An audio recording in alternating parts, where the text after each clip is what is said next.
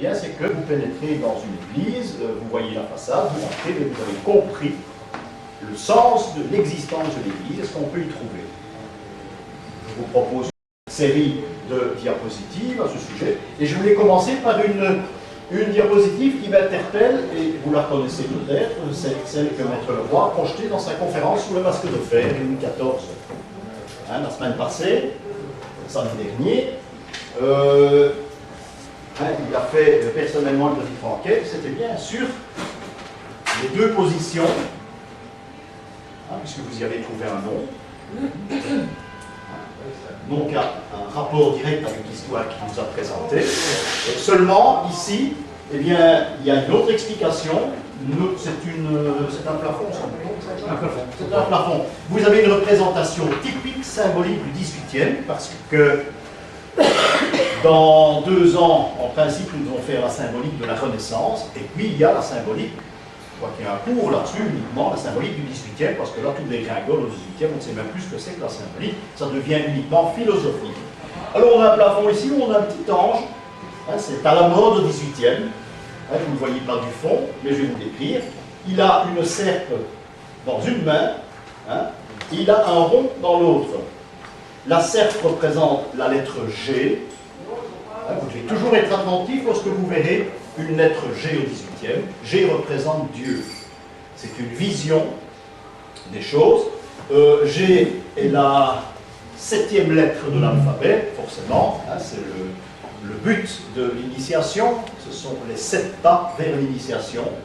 Et de l'autre côté, vous avez un rond qui veut dire la perfection.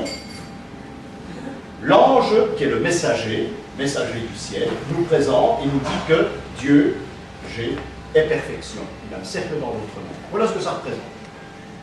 Il y a encore d'autres sujets dans le même sens. Il y a, par exemple, vous verrez un petit ange qui tient, un putti qui tient un triangle, par exemple, l'instrument de musique, le triangle, ça a rapport à la franc-maçonnerie. Mais on ne l'indique pas. Ici, c'est assez extraordinaire. Le G va donner naissance à Goth. Goth qui est Dieu, en germain. Et voilà, le G correspond à la lettre W en symbolique. Ce qui veut dire qu'on peut jouer avec les deux. Le Goth en germain devient Wotan, qui est le dieu scandinave, le dieu germanique par excellence. Donc on a G et W. Il y a des tas de mots en langue française, en traduction, où le G devient W. Pensez une gaufre, par exemple, c'est waffles en flamand. Il y en a des tas, il y en a une liste. Donc il y a une correspondance, et symboliquement, on l'utilise. Donc ici, on a un ange qui représente la lettre G sous forme de cercle. Le cercle, Dieu est perfection. Voilà ce que ça veut dire. Voilà un exemple d'une symbolique du XVIIIe siècle. Alors, appliquons la symbolique. Je vous recommande de regarder attentivement cette nativité. C'est une œuvre du XVIIe siècle. Il y a quelque chose qui doit vous frapper comme ça m'a frappé lorsque je l'ai découvert. Regardez. La mangeoire, c'était un attribut aussi d'une tribu d'Israël, la tribu d'Isaacar. Et dans le fond, notre âme, notre symbolique de l'âme provient un petit peu de là, je pense. On peut lancer l'hameçon, puisque l'âne se trouve à l'entrée de toutes les cathédrales. Et dans la symbolique d'Isaacar, dans le fanion de cette tribu d'Israël, tribu qui avait le don de prophétie, dit-on dans la Bible. Donc, Isaacar est représenté par ce table à la mangeoire, et dans notre zodiaque, on en a fait le cancer, en tenant compte que le cancer est, pour les astrologues, le moment précis, c'est 2000 ans consacrés au cancer, le moment précis où l'intelligence est venue sur la Terre. Donc, voilà encore pourquoi l'âne est vénéré, que ce soit en alchimie, comme nous avons vu la fois passée, en alchimie, ou bien l'âne se trouve à l'entrée de toutes les cathédrales. Il peut y avoir un lien, je vous le dis comme ça, il peut y avoir un lien entre les deux. On est à une époque maintenant, nous sommes au XVIIe siècle, où les artistes peuvent laisser un petit peu aller leur imagination aussi et travailler sur une commande, par exemple, ce qu'il n'y avait pas au Moyen-Âge. Un artiste doit travailler d'après des codes. Il n'y a jamais d'improvisation. C'est au XVIIe siècle qu'on commence à présenter une fuite en Égypte de 10 sur 10 cm et un tableau qui représente une forêt merveilleuse. Là, tout va changer, mais j'ai trouvé ça extraordinaire, ça vaut la peine d'en parler. Rappelez-vous notre excursion de la semaine dernière. Nous avons été à Vieux-Virton, voir une merveilleuse petite église romane. Eh bien, la porte qui menait vers le cimetière, elle a été murée comme toutes ces portes généralement, et vous avez au-dessus l'indication, vous avez 2 fleurs, 2 roses en principe, avec 8 pétales. Donc, de l'église au cimetière, on passe. Donc c'est tout à fait logique. Voilà bien représenté la symbolique du chiffre 8. À chaque fois que vous verrez un chiffre 8 représenté d'une certaine façon, mais généralement ce sont des pétales, eh bien, vous êtes à un endroit où on insiste sur le passage de la vie à trépas. Généralement, ça se trouve sur des tombes. Et ici, c'était l'entrée du cimetière, voilà, où, provenant de la vieille église romane, et on pénétrait dans le cimetière. C'est le passage qui vous fait passer de vie à trépas, en quelque sorte, puisque en principe, lors du sacrement de la grand-messe, vous vivez toujours. Vous savez qu'on faisait, jadis au Moyen-Âge, on faisait la messe de l'absoute de l'enterrement. Le mort se trouvait allongé sur un lit de cendres. On transportait dans une sorte de civière dans le cœur de l'église. Il y avait des cendres et on le plaçait sur les cendres. C'est très symbolique aussi, il y a longtemps. Voilà un plafond extrait du musée de la Maison Lallemand à Bourges, où on retrouve les symboles alchimiques, puisque ce plafond a été réalisé avec des symboles alchimiques propres. Ici, vous avez la corne d'abondance, par exemple, le feu qui s'allume, ici. Naturellement, ce n'est qu'un extrait, c'est pour vous donner l'idée, parce que le plafond est beaucoup plus important, et on doit pouvoir retrouver d'une certaine façon toute la maison de la Grande Place, à la limite, mais présentée d'une autre façon.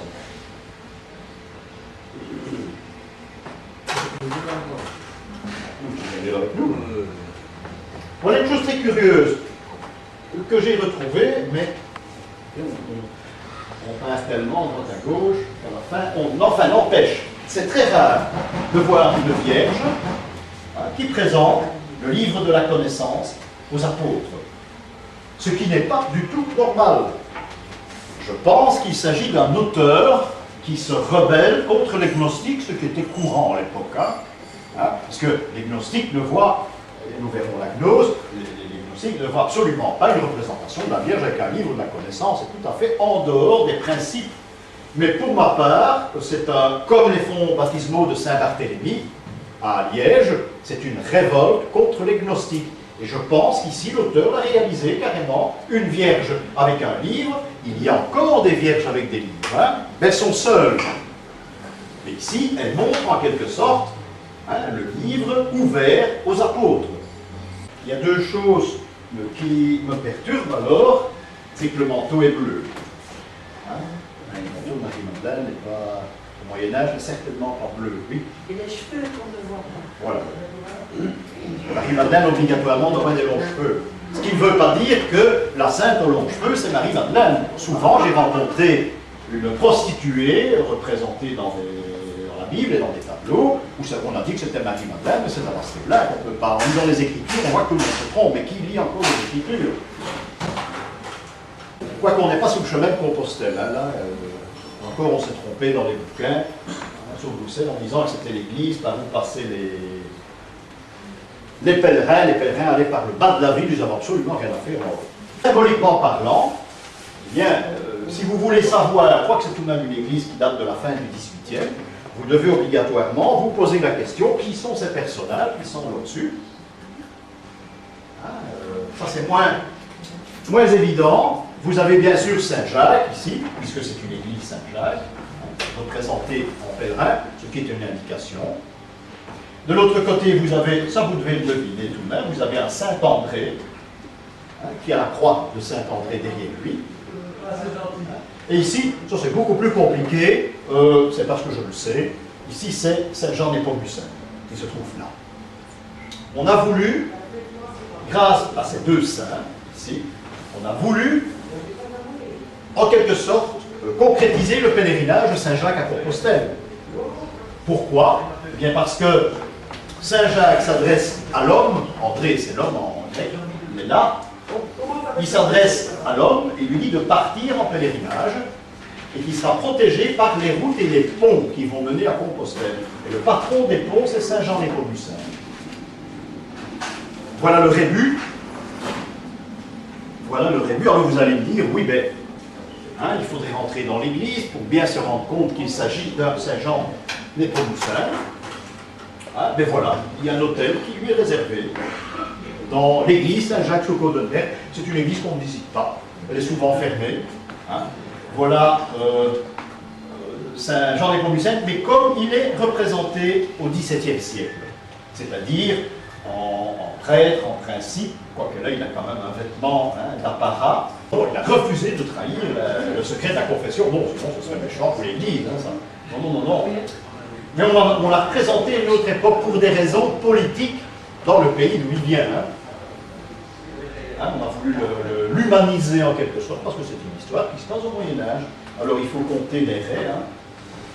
1, 2, 3, 4, 5, 6, 7. Non, on n'est pas dans le bon. 1, 2, 3, 4, 5. On a 5 étoiles. 5 étoiles représentent la souffrance, le martyr. Il a donc souffert pour Dieu. 5 est le chiffre de la souffrance et de la nourriture. Ce qui veut dire que pour se nourrir, il faut souffrir. Attention, tout ça représenté au XVIIIe, à une époque où la symbolique dégringole. Hein.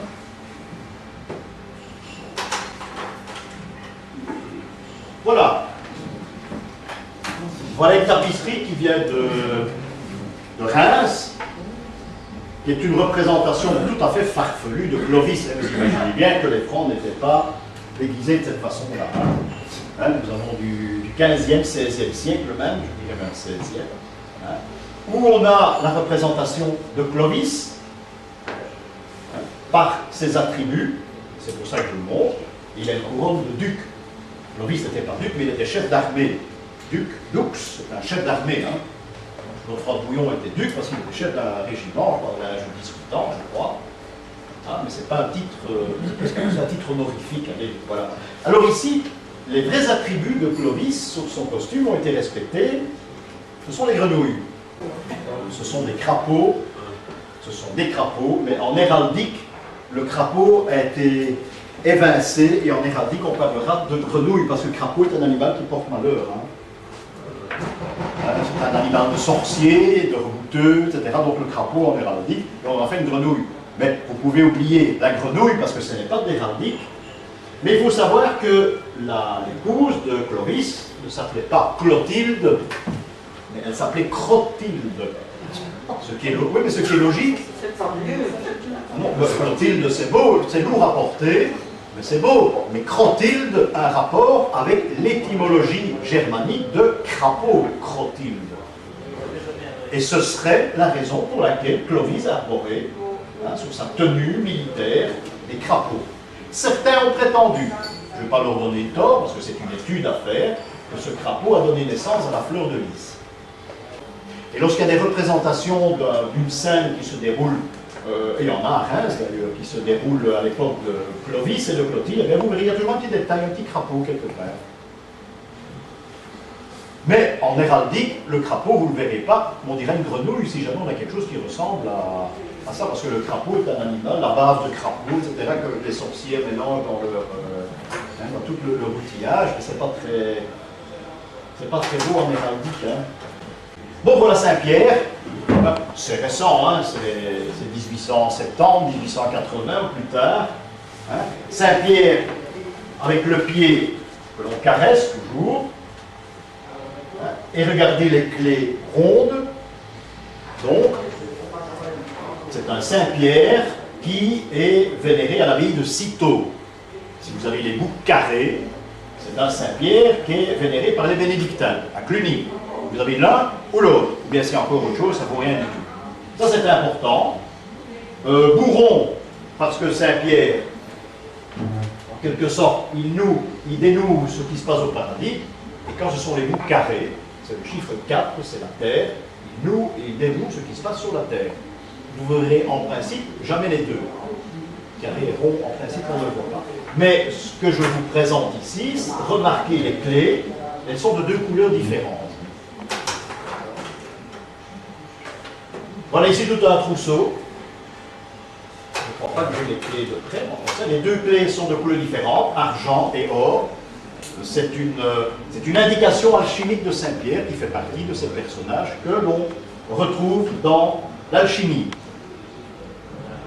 C'est pour ça qu'il a les deux couleurs. Le tableau du Christ qui donne les clés à Saint-Pierre, qui est à l'église de la Chapelle, parce que c'est celui que nous connaissons, en regardant bien, vous verrez que les clés sont de deux couleurs.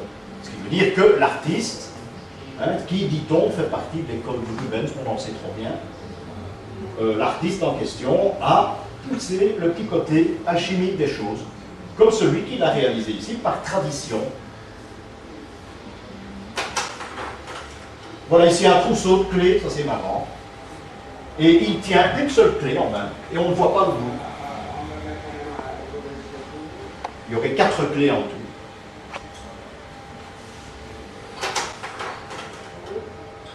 Voilà, lorsque vous visitez une église et vous retrouvez cette représentation, qu'on retrouve assez souvent, surtout dans les tableaux, Bruegel, Jérôme Bosch, par exemple, eh bien vous avez un personnage qui maintient la tradition. Le joueur de biniou, c'est la tradition, c'est-à-dire qu'il joue des morceaux anciens, une tradition orale, il n'a pas de papier à musique devant lui, et il protège, il défend cette tradition. Qu'est-ce qui peut casser une tradition? Le protestantisme, par exemple. Et lorsque vous voyez un joueur de biniou qui a son sac brisé, c'est donc un auteur qui insiste sur un moment qu'il représente sur son tableau, où on détruit, on fait tout pour détruire la tradition. Vous trouverez ça dans des tableaux au XVIe siècle surtout. Ceci, j'ai photographié à l'église de, je crois que c'est Manchester, en Angleterre. Et de l'autre côté, une représentation, mais ça ne nous intéresse pas pour le moment, d'Alice au pays des merveilles, de la même époque, c'est très curieux. Alice, la petite fille avec le lapin, Périrel. On va beau chercher s'il n'y a pas d'indication, il n'y en a pas. Et on dit que, mais ça c'est de la légende, que l'auteur, Lewis Carroll, l'auteur, se serait inspiré de cette représentation dans l'église de Manchester pour écrire son bouquin avec cette petite fille qu'il adorait d'ailleurs. Il faut que vous regardiez absolument, lorsque vous visitez une ferme, dans les Flandres, dans la Flandre, c'est le français, vous avez une représentation d'un vase. Ce vase doit se trouver obligatoirement sur une route qui a parcouru le 500. Nous sommes là à une, je vais prendre 25 km de Bruges. C'est une ferme dans les environs de Bruges. Et cette tradition veut que, à cet endroit, a reposé le 500 lorsqu'il a été envoyé à Bruges. Donc il faut regarder dans des fermes en Flandre, si vous trouvez également, et surtout photographier, si vous trouvez cette représentation, ce vase, qui est une sorte de Graal. Uniquement dans les fermes? Je n'ai vu que dans les fermes, je crois qu'il y en a 2. Il y en a une à... Oui, j'ai plus les noms. Je peux vous les trouver éventuellement. Mais c'est à 25 km de Bruges. C'est dans une ferme, c'est toujours la cour d'une ferme. J'en ai trouvé 2, mais il doit y en avoir d'autres.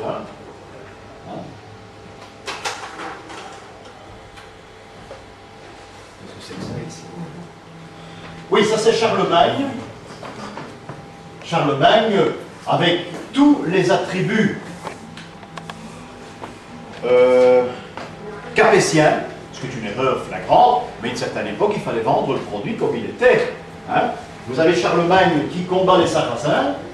Regardez, les Sarrasins, c'est très curieux, mais où je veux insister, c'est que Charlemagne, eh bien, son cheval est revêtu de bleu. Rappelez-vous ce que nous avons vu à notre dernière excursion, que le bleu a une très grande importance au Moyen-Âge, mais uniquement dans la dynastie des Capétiens. Donc, rouge, c'est Charlemagne, bleu, c'est Capétien.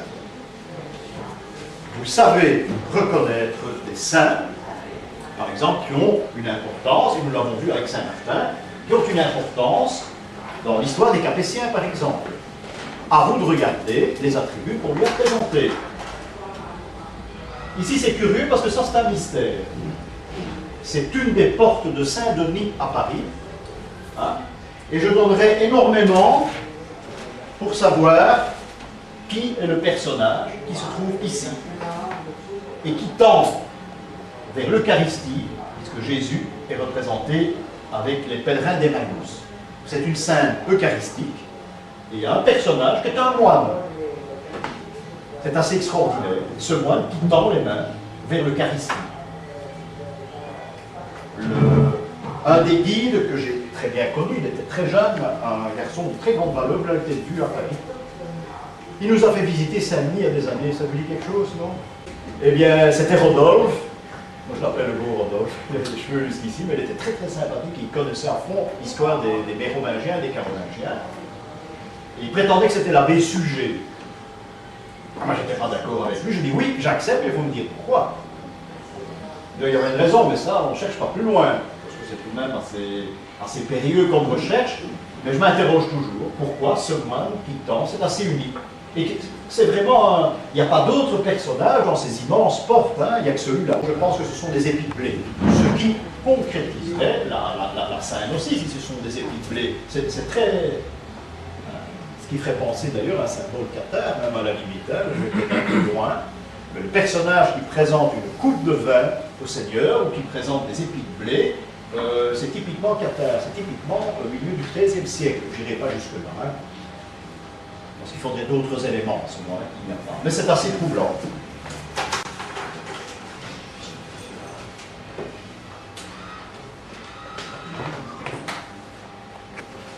Lorsque vous avez une représentation des noces de Cana, vous devez toujours vérifier le nombre de cruches. 1, 2, 3, 4, 5. C'est la 6e.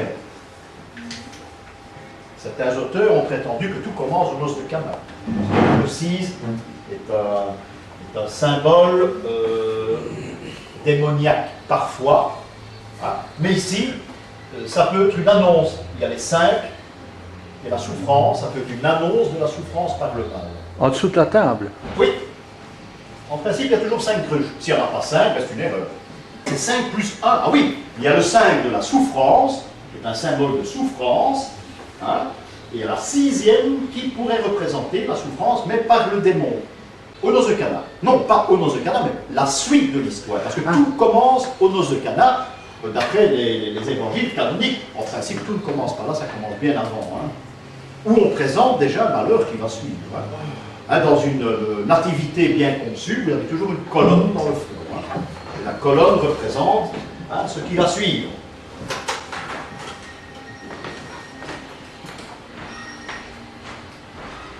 Voilà un tableau.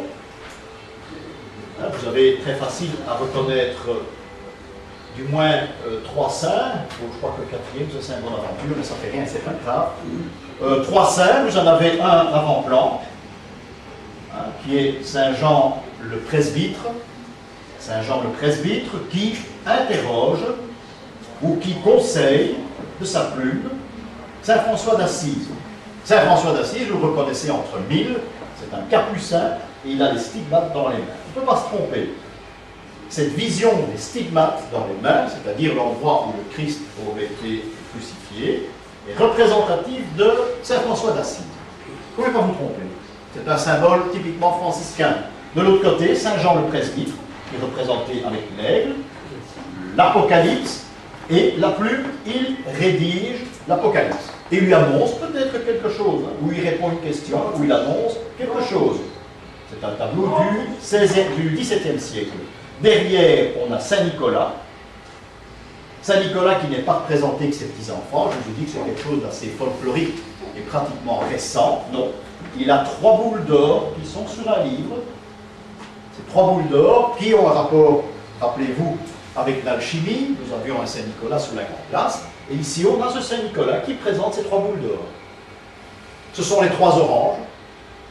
3 oranges qui sont les 3 bourses que Saint Nicolas lance dans sa légende aux prostituées pour qu'elles puissent se payer, pour qu'elles puissent avoir une dot honnête et se marier.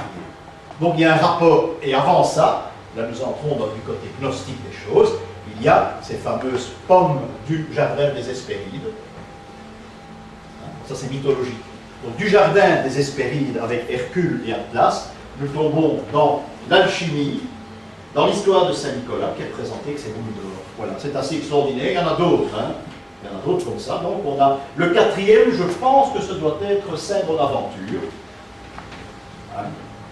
Ce qui est important aussi que vous devrez retenir, mais nous verrons ça en détail tout à l'heure, c'est la position des crosses des évêques. C'est très important ça, hein, surtout sous les pierres tombales.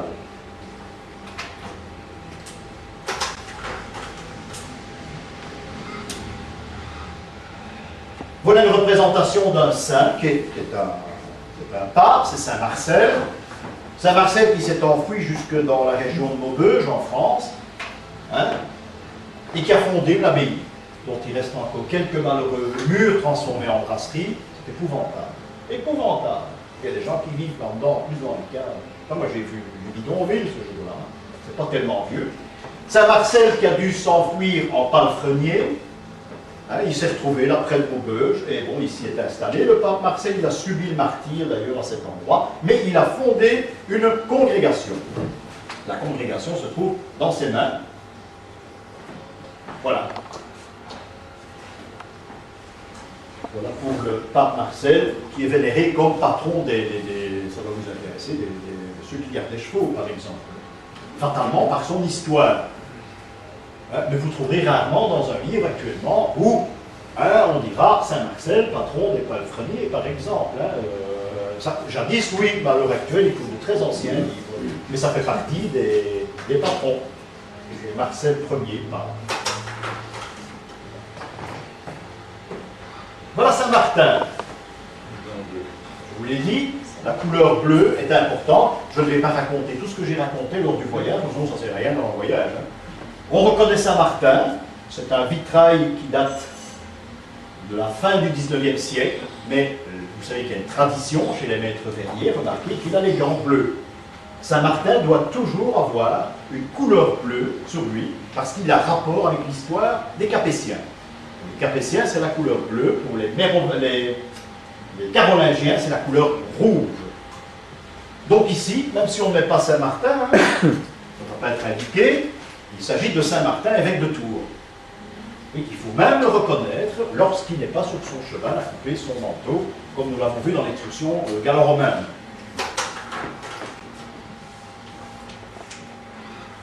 Voilà encore une représentation. Ce n'est pas Saint-Martin. Comment il s'appelle encore? C'est Saint-Écuélin, je crois. Oui, Saint-Écuélin, dans un petit village qui s'appelle Écuélin, qui se trouve près de Maubeuge aussi. Non, plutôt près d'Avesnes. Hein, où on a également un saint qui est pratiquement local, mais il tient un livre fermé et de couleur bleue dans les mains. Il doit donc, en principe, y avoir un rapport ou avec Saint-Martin de Tours, je n'ai pas fait le rapprochement encore, ou un rapport avec les Capétiens. Peut-être, c'était peut-être le conseiller du fils d'un roi franc, par exemple. C'est possible. Donc on a cette couleur bleue, hein, même si le vitrail est pratiquement pas vieux, mais il y a une tradition chez les maîtres verriers qui est très importante. Hein, pour autant, ils suivent cette tradition. C'est le cas ici. Lorsque vous regardez une vierge, c'est le cas ici, vous devez regarder les attributs, ce qu'elle présente. Vous vous placez devant cette vierge, ce n'est pas toujours le cas non plus, il y a quelque chose qui doit vous frapper. Elle a le manteau bleu, ce qui est normal. Elle n'a pas de livre, ce qui est tout à fait normal. Hein? Elle trône en majesté avec une couronne, c'est très bien, mais regardez son manteau. On a son manteau de près. Non, ce sont des mouches. Des mouches. Mais celui qui a dit les abeilles, il a raison aussi. Parce que dans la région où on retrouve cette représentation, hein, la mouche à miel, c'est l'abeille. La mouche à miel est l'ancienne appellation de l'abeille. Il n'y a que sous Bonaparte qu'on va employer l'abeille, ou dans ces environs-là. Hein. Mais avant ça, c'est la mouche à miel. Donc, c'est une vierge qui est vénérée par les apiculteurs. Les Francs aussi utilisaient les abeilles. Les Mérovingiens. Oui. Les Mérovingiens. Oui. Le trésor de Childéric est représenté. Justement. Les abeilles. Donc, et regardez la chapelle où ça se trouve. Hein, on a tapissé au 19e siècle la chapelle avec remplie d'abeilles, avec un fond bleu, qui n'a probablement rien à voir avec les Capétiens ici, c'est la couleur de... Je dis probablement, hein. Alors l'histoire raconte qu'il y avait une très grave maladie, ça vient de la veine, et on a baladé non, qu'est-ce que je raconte, une épidémie, il y avait des mouches partout qui dévoraient tout, les productions céréales, etc. On a baladé la Vierge tout autour des remparts d'Avenne, et les mouches ont disparu. Toutes les mouches à miel ont disparu. Et voilà pourquoi il y a cette vénération. Donc il faut regarder autour de vous si une Vierge, par hasard, n'a pas un petit élément qui puisse vous donner, vous révéler l'histoire d'une ville, parce que vous rentrez dans une église, encore une fois, vous avez une page d'histoire de la ville d'Avenne. C'est ça qui est important. Voilà ici une mise au tombeau qui a été réalisée en 2 fois. Je soupçonne que ceci soit plus récent. Enfin, soit compter les personnages, ils ne sont pas dans la symbolique, ce qui veut dire que c'est condamnable. C'est pas exact. Hein? Nous avons ces personnages qui n'ont pas Marie, les sœurs de Marie, 4, 5, 6, 7, 8, il y en a un avec hier. Le 8e, en principe, c'est le Christ. Donc c'est condamnable dans le domaine de la symbolique. Encore une fois, ça a été fait très tard, on n'aurait jamais vu cela au XVe siècle, par exemple. Il y en a 9, hein. Il y en a 9 avec le Christ, il y en a 9. Avec le Christ. Ah ben oui, mais il en faut que 8. Il en faut que 8. Ça doit se trouver sur le chemin de Compostelle. Vous devez regarder les habits des prêtres. Vous devez regarder les habits des moines, des saints. Vous savez, de par leurs habits, les attribuer automatiquement à un ordre religieux. Alors retenez qu'ici, c'est une avance. On a le manteau noir sur blanc. Il s'agit d'un dominicain. Et à côté, vous avez ce Saint Dominique. Et vous avez Sainte Claire. Je crois que c'est Claire. La patronne des Clarisses, la fondatrice des Clarisses. C'est Sainte Claire qui se trouve là. Regardez le roi qui est au-dessus. C'est Saint-Louis en principe. Moi, j'hésite quand même. Regardez un petit peu. Voilà, il ne faut pas tomber dans le piège, il faut voir d'où ça provient. Non, c'est un roi espagnol, ça. On va pas être un roi d'Espagne. Et là, c'est l'ange gardien. Donc, il y a un lien entre les 4 personnages. Probablement, ceux-ci, ce sont des saints locaux. Et on a le roi qui, en principe, doit vous mener sous le bon chemin, même s'il n'est pas votre ange gardien. C'est un roi d'Espagne. Je crois que ça vient de Léon, je crois. Là, nous avons, en principe, nous avons Saint Jean. En principe, nous avons Saint Jean ici. En principe, nous avons la Vierge et nous avons un martyr de Saint Jean. En principe, donc ça c'est notre Saint Jean qui subit le martyr. Donc Saint Jean, apôtre. Vous devez regarder également les colonnes des églises et surtout dans les cryptes. C'est surtout dans les cryptes, vous avez parfois des colonnes renversées. Des détails, chapiteaux toujours très simples, parce qu'à l'époque où ça a été fait, il n'y avait pas de décoration dans les chapiteaux. Ça représente une victoire de l'Église sur le paganisme. Donc la colonne au-dessus n'est pas décorée, et on l'a renversée. C'est la représentation du paganisme vaincu. Ça se trouve en Anderlecht, ici, si j'ai bonne mémoire, dans la crypte de Saint-Guidon. Voilà. Les colonnes proviennent d'un ancien temple païen, un ancien troyen. C'est bien possible. Il y a en tout cas un indice, c'est que la pierre de la colonne elle-même, la pierre de la colonne, c'est un marbre qu'on ne connaît pas dans la région. Ça, c'est un fait. Maintenant, ça a été fait de toutes pièces. C'est vraisemblablement pas une colonne qui provient d'un temple. Ça a été façonné d'une telle façon qu'on représente la victoire du christianisme. C'est ça le but, c'est ça le jeu.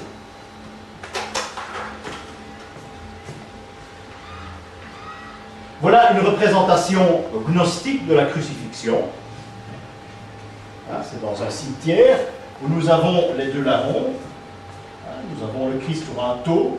Vous voyez qu'il n'y avait pas de représentation de croix. Je vous l'ai dit, la croix c'est récent. Nous avons une représentation de Jean qui montre le Christ de la main. Ce n'est pas courant, mais les représentations gnostiques sont faites comme ça. Nous sommes donc dans une région, c'est la région de Soigny. La région de Soigny, un cimetière qui a été totalement vandalisé et qui est fermé maintenant. C'est une des richesses symboliques du pays. C'est fermé, j'aurais voulu vous le montrer il y a quelques mois, mais il est interdit de séjour, on ne peut pas y pénétrer. C'est dommage, il a été vandalisé. Voilà une preuve d'un message gnostique. Donc, Jean qui présente le Christ et la Vierge est tout en fait les cages. Mais vous voyez que la Vierge est totalement à l'écart. Hein, Marie-Madeleine est mise en évidence, mais le Jean montre la croix. Ce qui veut dire que c'est le message gnostique par excellence, qu'il faut passer par Jean pour arriver au Christ, et certainement pas par Marie. C'est d'ailleurs le seul élément, je pense, que les protestants auraient condamné le gnosticisme.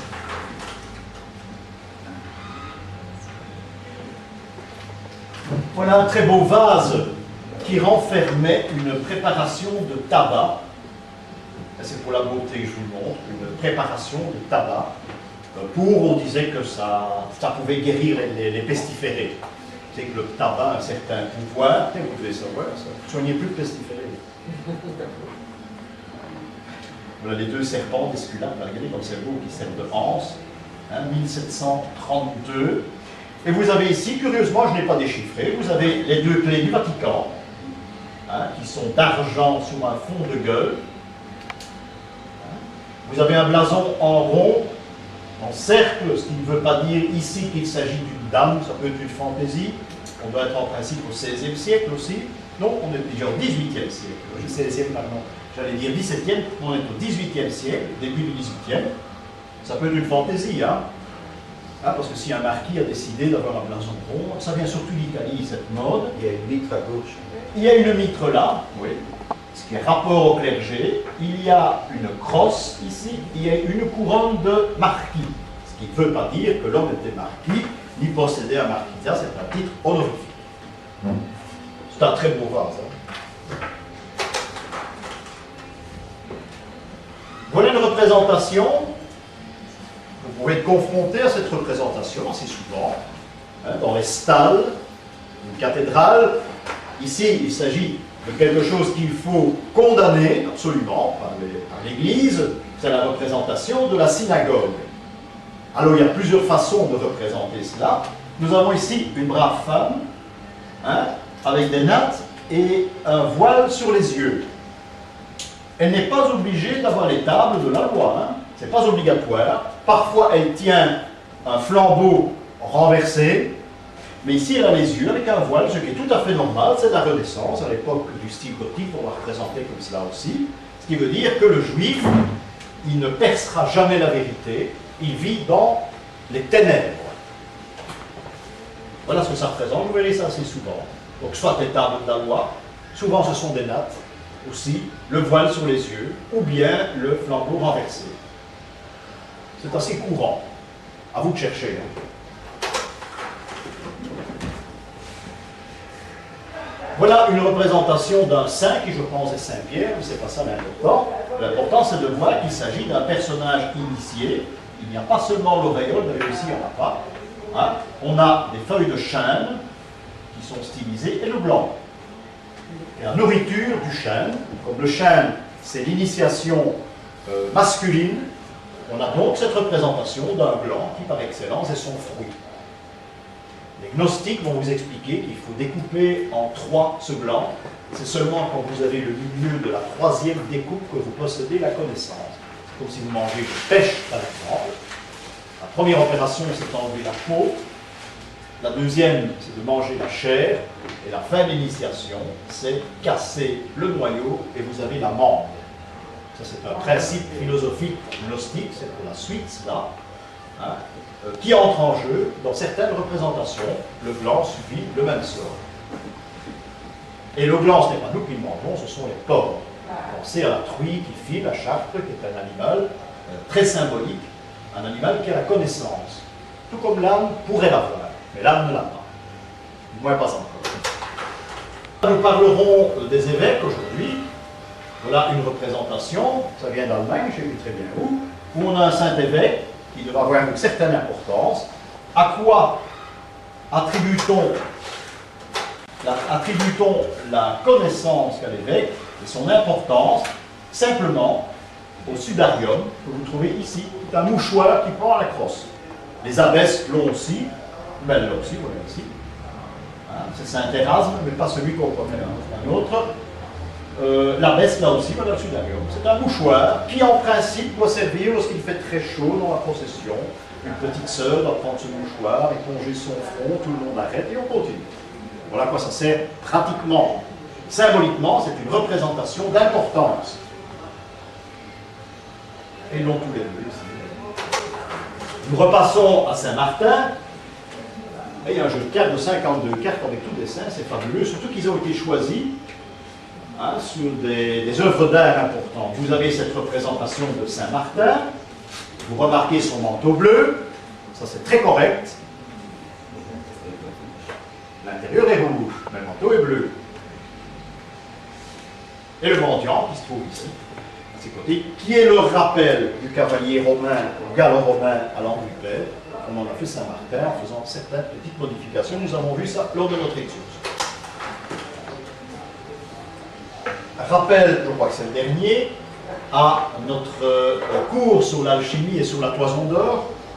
Voilà ici, dans les grimoires de Salomon Trismosin, nous avons cette représentation du chevalier, remarquez encore une fois les 7 étoiles, qui a trouvé la piste de l'alchimie, qui va réaliser de l'or, et vous avez la représentation de l'eau de jouvence, qui est le but de l'alchimie également, ce eau qui donne l'immortalité, eau de jouvence qui est représentée par 2 petits-enfants qui urinent, comme notre Manneken-Pis, je vous ai expliqué la fois passée. Manneken-Pis termine l'opération alchimique. Je vous ai parlé de ce savant philosophe qui s'est tué à boire son urine, à ne plus manger. Il habitait Escarpé, bon, il a dit, moi je vais suivre ça, l'urine et l'eau de jouvence. Il a bu son urine, il ne s'est pas nourri. Chaque fois qu'il a bu, qu'il a uriné, il a rebu la même urine, etc. Tout le temps, c'est l'urine qui fonctionnait. Et d'après les écrits qui se trouvent dans les loges maçonniques à Paris, c'est un comble, eh bien, on prétend que l'urine avait un ton doré. C'était de l'or à la fin. Bon, il en est mort, il y a eu des problèmes. Et pour ce philosophe, ce chercheur, c'était l'eau de jouvence. Donc à chaque fois que vous avez une représentation de ce qu'on appelle chez nous le Manneken-Pis, il est là, vous avez un rapport à l'eau de jouvence, ou du moins à l'alchimie. Il y en a un à Gand. Ils sont en France en général. Vous avez des Manneken-Pis, lui il n'allait pas dire ça en France, parce qu'ils vont sourire. Dans les grands hôtels, il faut chercher un hôtel où on s'est intéressé à l'alchimie. Vous savez en retrouver, il y en a 4-5 en France. Dans la Loire, il y en a, comment s'appelle ce château? Plessis-Bourré, c'est ça? C'est ça, hein, Plessis-Bourré, il y en a un également. Il y en a un. Donc le Manneken-Pis, on dira le petit bonhomme qui urine, eh bien, très important dans une suite alchimique, très important. Voilà. Ici, on a la représentation d'un Saint Jean-Baptiste. Vous voyez ça pour le chameau. Seulement, il y a un signe qui ne trompe pas. C'est pas courant de la voir de cette façon-là, surtout statufié. En général, ce sera représenté en peinture. Nous avons le signe de ralliement des gnostiques, oui, qu'on anticipe déjà un petit peu sur l'année prochaine. Ce signe de ralliement des gnostiques qui présente le saint, ce sera Saint Jean-Baptiste généralement, qui a l'index pointé vers le ciel. C'est un signe de ralliement, vous trouvez sur certains tableaux, ce qui vous donne automatiquement la tendance du peintre qui a réalisé le tableau. Rien de plus, en principe, d'abord. Puis il faut analyser le tableau et voir un petit peu s'il n'y a pas des éléments, un petit peu comme le taureau que nous avons vu tout à l'heure avec Mitra. Voilà ici un curieux Saint-Roch qui date du XVIe siècle. Il n'y a pas de chien, il n'y a pas de bâton de pèlerin. Je ne sais pas s'il a des coquilles sur son manteau, il n'y en a pas non plus. Ça se résume à une seule chose. Il montre le genou qui a été blessé et il implore le ciel de l'initier. En principe, cette représentation du XVIe siècle devait être accompagnée d'une autre représentation, au moins, puisque s'il implore le ciel pour être initié, il devait avoir un symbole qui représente le pèlerinage, un Saint-Jacques par exemple.